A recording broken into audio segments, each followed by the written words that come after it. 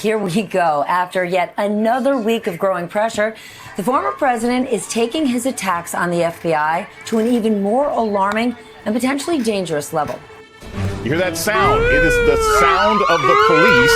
There appears to be an investigation by the feds into Mar-a-Lago, the home of Donald Trump, the twice impeached president and very much disgraced president. We're going. Hey, it's Uncle Ricky. Yes, sir, I'm back with my good shit. Yeah, I got my computer out of the shop. I am so fucking happy.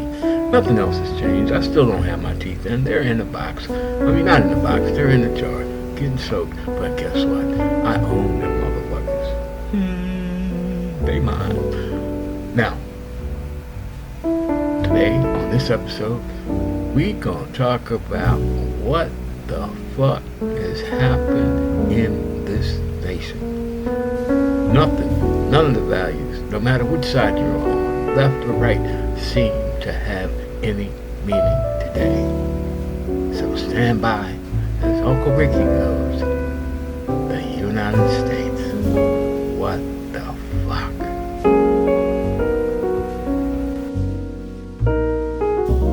Fist threats to the FBI, including individual agents involved in the search warrant served at Donald Trump's Mar-a-Lago, and more generally to the Justice Department, are exploding. We know that Trumpists are willing to do violence in great numbers. We saw it on January 6th.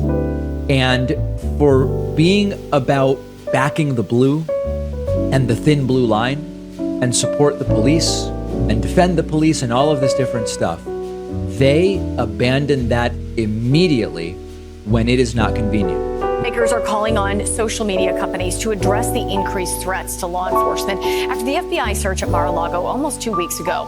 House Oversight Committee leaders sent letters to 8 tech firms, including Meta, Truth Social, and Gab, just to name a few, urging them to take immediate action to address the surge in violent online threats. Now, remorse to make him look even worse. Now, aside from the fact that rigor mortis is not a word, maybe. Well, we've reached a unique time in American history. It seems that the value table, the standard table, the level of acceptance of whatever whatever groups decided to be represented by what, is just 180. You got staunch conservative Republicans talking about defund the police, scrap the FBI, assassinate Fauci, assassinate Biden. It's crazy, man. Just last summer, these same people were saying that groups like Antifa and BLM were fascist, antisocial, communist, whatever, anarchists, and you can't mix all of them together. You can mix some of them together, but you can't throw all of that in the same batch and try to describe someone accurately, describe a political movement accurately. It doesn't work. You got to look up the definitions for yourself. The thing that is so obvious is one side, whether good, bad, or indifferent, they are sticking by their values. They fall short in places like the Louisiana State Democratic Committee failed to endorse Gary Chambers. Why? Maybe because he's a progressive, and maybe because he's black. But, you know, that's Louisiana's business. But right here, right now, I'm going to give Brother Gary a shout out, because the state of Louisiana, if y'all want to make some changes, if y'all want to start working what you got and get more to work with, that's the kind of brother you need sitting in D.C. representing you at the Senate level. Now getting back to what I wanted to talk about. This flip-flop thing where everything is reversed. The steadiest thing, the only thing that's still talking the same big tent policy everybody's invited. We're going to try to invite everybody. We're going to try to work for everybody. Is the Democratic Party. The Democratic Party is the only party where everything that comes out of their mouth, everything they propose is not intended to fuck a selective group of people, except maybe when it does come for taxes. But all they're trying to do is to make sure that the most able group, the one that would have no trouble paying 15% of their income in taxes, that upper 1%, the multi-billion dollar heirs, that where their companies, Facebook, Meta, whatever, they don't pay no taxes. Amazon pays hardly any taxes. Where the average American citizen, the person in the middle, not saying that they're middle class, but the ones that are not extremely rich, puts them in the middle,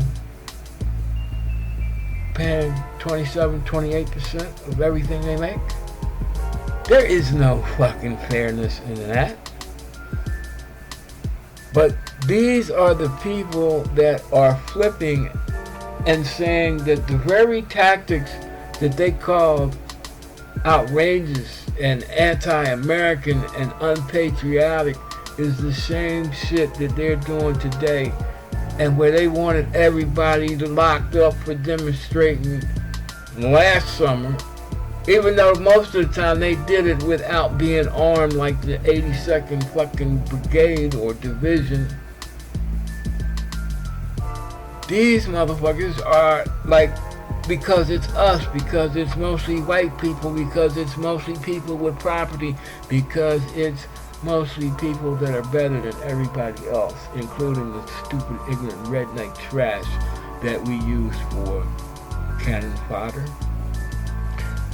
You're not supposed to touch us. And by God, you're not supposed to touch our leader, no matter how much money he steals, no matter what he does to disrupt and erode the value of the United States Constitution.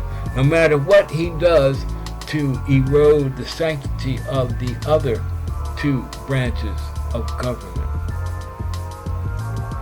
That's where we are. Because it's them doing the shit, it's supposed to be okay. Hypocrisy. Fascism. That's supposed to be the new rule of the day for the United States of America and us, the rest of us, who actually are the majority, when we all stick together and stop letting petty differences divide us, or being unable to be mature enough to put those differences aside to fight the battle so that we can continue to have a country where we can compromise. Because if we let these idiots win, there will be no compromise. It'll just be them against us.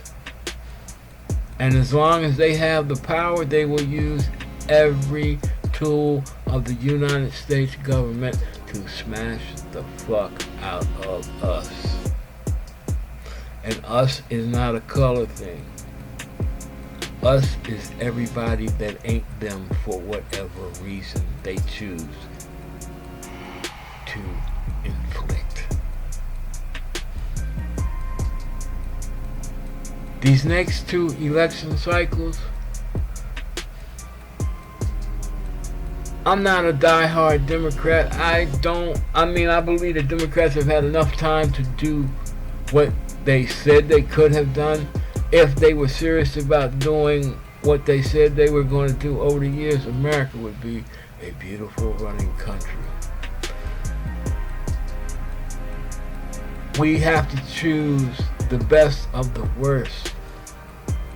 And at least with the Democrats, we kind of understand the arena that we're fighting in.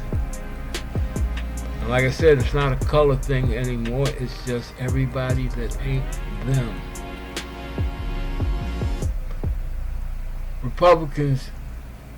They've pulled off the hoods. They aren't wearing the mask anymore. They're running around with the tiki torches and khaki pants and button-down polo shirts.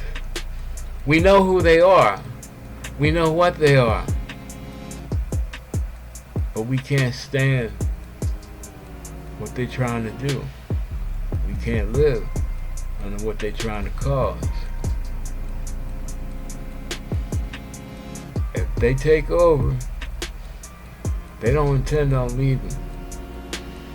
And if they take over and they become the government, and they become the national them, there's no hope left for us. Get out, stop bullshitting, do whatever you gotta do to beat these new suppressive rules. But we gotta show up in this midterm, and most of all, we gotta show up in 2024. We need to win the midterm to be able to survive until 2024, because if they take the power in the Senate or in the House of Representatives, we're screwed. We are screwed. They've already said what they're gonna do. They're gonna start having hearing after hearing. It's gonna be McCarthyism all over again. We don't need that bullshit, and we can avoid it. We can avoid it without firing a shot, hopefully. Unless they get so bad we gotta fight to vote. Don't know. It's a thought though. Can't put nothing past them. Well, cheer up. Everybody get lifted. Have a good time. Enjoy yourself. And as for always, God bless and peace out from Uncle Ricky's house. Next time I might even put my teeth in. See ya.